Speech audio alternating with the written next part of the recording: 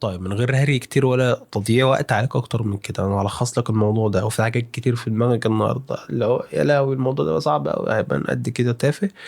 وفي حاجات تانية اللي هو انا كده فهمتها وان شاء الله اعرف اعديها اكتر من كده. تمام. انا مش عايز اكمل شغل اكاديمي ولا اشتغل في شركات وكده، بس الموضوع سهل قوي ان انت تلاقي شغل في شركة مرموقة بمرتب كويس بالتخصص اللي انت اخترته. تمام، على اعتبار طبعا ان انت اخترت حاجة كويسة. تمام، فاحنا هننقي تخصص عشوائي همشي عليه الشرح، وكل المجالات تقريبا بلا استثناء ادم لها شركات بتشتغل على لينكد ان. ادم اللي انت عارف انت محتاج ايه من التخصص بتاعك، يعني عارف انت دخلت ايه، مش داخل كده وخلاص. هتلاقي شغل باذن الله في شركه مرموقه بالتخصص اللي انت اخترته. حلو، فصلى على النبي. والتخصص اللي احنا هنمشي بيه هيكون كمبيوتر ساينس عادي جدا، البيزك من غير اي افتكاسات، ولا سايبر سيكيورتي ولا انفورميشن افيشن سيستمز. ده التخصص اللي انا فيه. وعلى طول ستريت تو ذا بوينت هقول لك نعمل ايه دلوقتي. تمام، افتح لك لوب. طيب قبل الاول ما تختار انت هتشتغل في شركة ايه، لازم تعرف الدريم جوب لوكيشن. طبعا كده كده مفيش حد عايز يقعد في مصر. تمام، فادام انت اخترت تقعد بره مصر فحدد دولة، ولنقل اليابان عشان انا عارف اليابان دلوقتي محتاجة ناس بالهبل، وفي مجالات كتير تقريبا في كل المجالات. فبالنسبة لي الشركات اليابانية اللي عايزة خدماتي هتكون محتاجة جدا الحاجة اللي أنا بقدمها. تمام، فأدام ده شيء مطلوب وشيء اتشيفابل إن أنا أقدر أحققه بالمهارات اللي أنا أعرفها، ليه لأ مسعاش في ده. تمام، حلوة أوي في حلوة في ده دي. طيب أنا ما عنديش حتى أكونت لينكد إن، هعمل واحد على السريع. طيب أنا دلوقتي هكتب إيه؟ حرفيا مش أنا قلت لك شركة برمجة في اليابان؟ حلو، بالمناسبة السوق هناك تقيل والناس هناك اللي بتشتغل هناك تقيلة، فأنا لو هشتغل حاجة زي كده لازم يكون عندي معلومات مسبقة عن المجال هناك ماشي ازاي، والمبرمجين هناك وضعهم عامل ازاي، والمستوى البيزك الستاندرد اللي هم ماشيين عليه. يعني ايه بيزك وستاندرد؟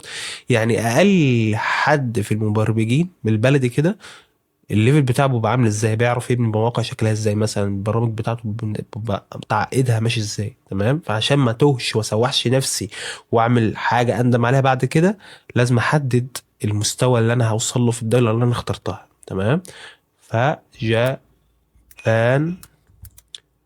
حرفيا جابان اكتبها غلط.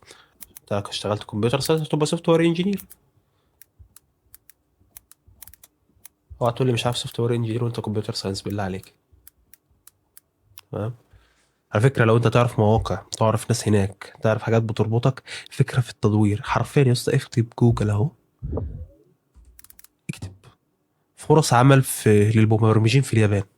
والله ما مطلوب منك اكتر من كده، والله لا تلاقي نتيجة. بص يا معلم، اهي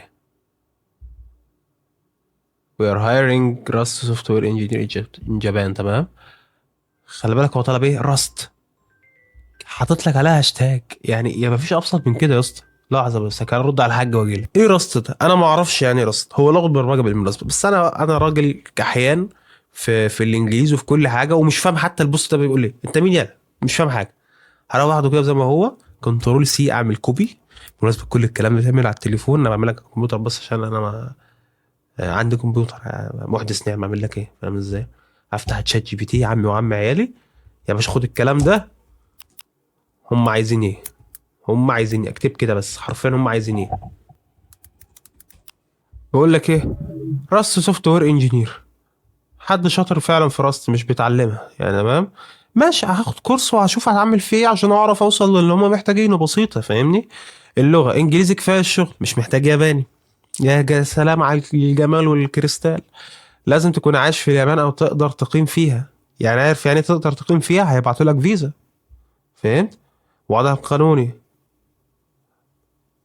اليابان انا كنت لسه فاكر من الموضوع انا عشان انا اخترت اليابان بالذات ليه. الدوله مقدمه اللي انت تعرف تاخد فيها اقامه من سنه ل10، ويبقى في زي نظام نقاط وكل حاجه، بشرط اللي انت تلاقي مكان اللي انت تقعد فيه وتلاقي شركه تشغلك هناك على طول، والشركه موجوده، وضع القانون هو اللي هيوفر لك وضع القانون كويس ده. حلو. خبره حقيقيه، مش مشاريع كورس. تعرف تجيبها من اللي انت تشتغل في مشاريع تطوعيه لوحدك من غير فلوس، بس انت عارف انت هتروح تشتغل فين، تشتغل في اليابان على طول بعدها، فاهمني؟ ادي شركه اهو. هو تشات جي بي تي مش بينصحك لو انت بره اليابان، بس انت في مصر دلوقتي، فانت اي حته احلى من مصر، فمحتاج ايه تشتغل على نفسك بجد وتعمل الحوار ده. فالموضوع حرفيا اهي، ادي واحده، ادي اتنين، كاتبه لك باليابان يا باشا، خد الكلام زي ما هو وابعته لعم تشات جي بي تي، عم وعم عيالي، نفس الكلام الجوب بوست اهو. انت فاهم حاجه؟ والله ما فاهم كلمه بس. وعلى فكره الكلام ده وان داي اجو من امبارح، والراجل ده من 4 ايام، فاهمني الكلام ده على طول. زهقت من اليابان اهي، ايجيبت اهي مش مزعلك في حاجه اهي، ايجيبت بنك مصر اهو. ما اعرفش صراحه الشركه دي، الدنيا جميله فاهمني. في مربية حضانة دوام كامل، ماليش دعوة بالكلام ده كله طبعا، مش تبع البتاع بتاعي، بس انا زي ما كتبت زي ما طلع لي، فاهمني؟ لسه بكلمك في ايه، موضوع بالبساطة دي بجد. خلاص عرفت هما محتاجين راست كورس، يعني دي وغيرها، يعني كل الناس محتاجه راست، مش الشركه دي بس، عشان ما اسوحش نفسي. فعرفت ان دلوقتي راست مطلوبه، لغه راست دي مطلوبه، كورس راست مجاني بشهاده معتمده، كومبليت راست كورس من. طبعا انت عايز تشتغل في اليابان فمش ينفع حاجه عربي، فاهمني؟ فايه، اختار حاجه مدعومه. فكده كده اليسون ويوديمي مدعومين من الاول للاخر، خدت شهادتهم، احلى مسا عليك انت كده تمام. فالشهاده دي زي ما قلت لك، انت لازم تعمل بروجكت بعدها، بروجكت حقيقي عشان تبقى مدعوم، هما مش هيشغلوا اي حد، فانت لازم تكون مدعوم بالبروجكت الحقيقي اللي قدم خدمه حقيقيه بالحاجه اللي انت عملتها.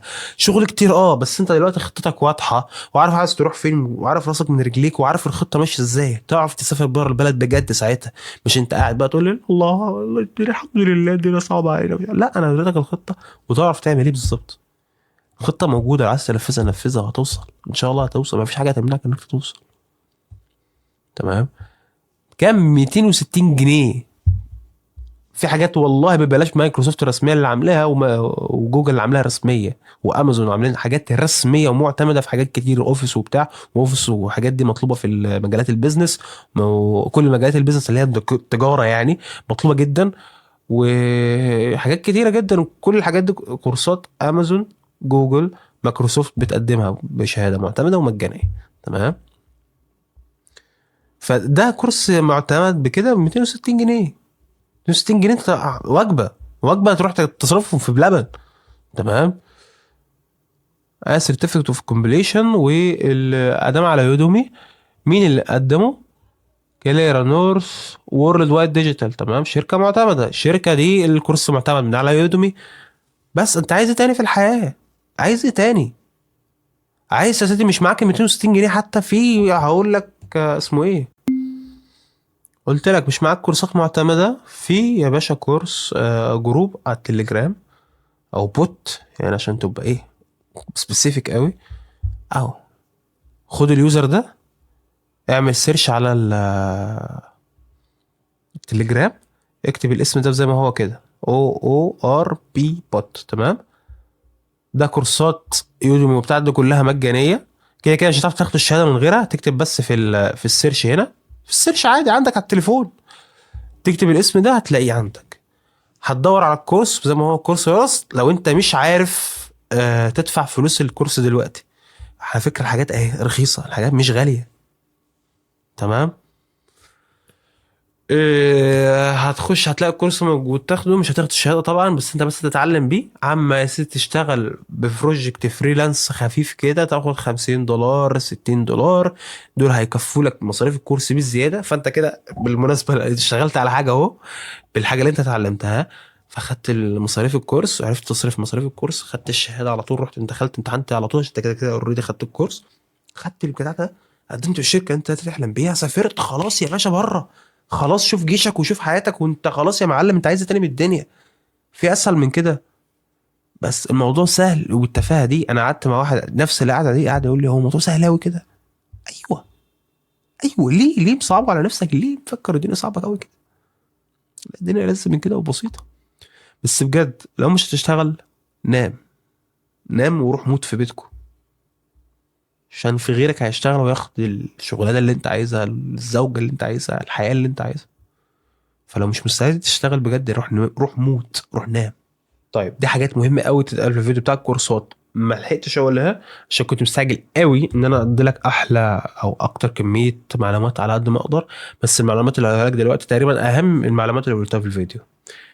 واحد، استخدم نظريه الشوتجن، اللي انت تبعت على اكبر كميه شركات تقدر تبعت عليها، عشان يبقى عندك اكتر نسبة قبول او اكتر نسبة ناس ترد عليك اصلا.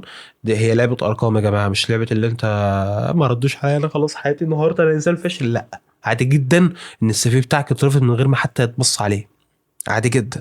تمام. وفكرني برضو لو انت مش عارف تعمل سي في ازاي كويس، ممكن اعمل لك شورت تعمله بالاي اي في ثانية، تحط خبرتك كلها بالشهادات بتاعتك وحاجة في ثانية بسيطة من غير ببلاش وكل حاجة يعني. تمام. زي ما قلت لك بعد كده، خلي بالك من الحاجات الزيادة والأهم، إن هي هتظبط لك السي في بتاعك، اللي هي صورتك. فصورتك دي لازم شكلك يكون فيها زي الحقيقة، فمش تعملهاش اي اي. يعني ايه؟ تلبس بدلة، تلبس حاجة فورمال، يكون شكلك وشك حلو نظيف، مفيهوش حبوب، شعرك متسرح، مفيش كل الكلام اللي انا بقولك عليه ده. والله بيفرق الشعر الملي الزيادة ده بيفرق عن غيرك. تمام. فظبط كل حاجه بالملي، خليك بيرفكت على قد ما تقدر، وخد الحوار جد.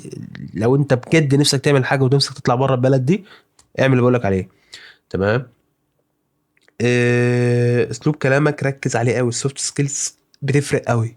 حاسس نفسك دبش، ما تتعاملش مع نفسك كويس، ما بتاخدش اللي انت محتاجه من الناس، ابدا مرمط نفسك من دلوقتي، انزل جيم وشوف علاقات وكون علاقات واصدقاء وتمرن معاهم كل يوم. الاحسن من ده كله، وفر دماغك، خش عندك ديسكورد، في حاجات ببلاش تقدر تعملها، هتكلم ناس عادي، تتعرف عليهم يكونوا صحابك، جرب فيهم بقى، لخبط فيهم، دبش معاهم، هينتشوك وينكشوك وتنكشهم والدنيا تبقى جميلة. تفهم بجد يعني، بقى تاخد اللي انت محتاجه من اللي قدامك من غير ما تضيع وقت وتضيع وقتك، وتبقى لذيذ في الكلام، تخفف في التعامل. الحوار ده ما بيجيش غير بالتجربة والخطأ، وانا بديك ازاي تجرب وتخطأ، وبديك بيئة تباح لك اللي انت تعمل كده عادي براحتك. تمام. ده كل الكلام اللي انا محتاج اقوله لك. stay safe stay hard. تقدر تعمل كل حاجة لو انت بجد نفسك تعمل كده. ماشي.